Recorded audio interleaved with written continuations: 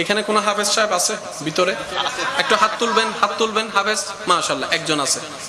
আর কেউ? আচ্ছা, আপনি হাফেজ সাহেব? আচ্ছা, না আপনি হাফেজ সাহেব। ভাই একটু হাতটা তুলবেন। আপনার নামটা? না, বসেন। আপনার নাম?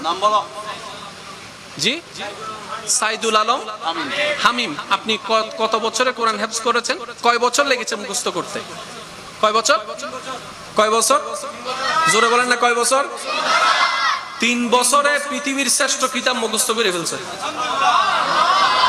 আল্লাহ পাক সেই কোরআনের খাস নির্যাস আমার হাফেজে কোরআন ভাইদের অন্তরে দান করুন। কোরআনের সেই নূর অন্তরের মধ্যে দান করুন। কোরআনের সেই আসল জ্ঞান বুঝার তৌফিক দান করুন।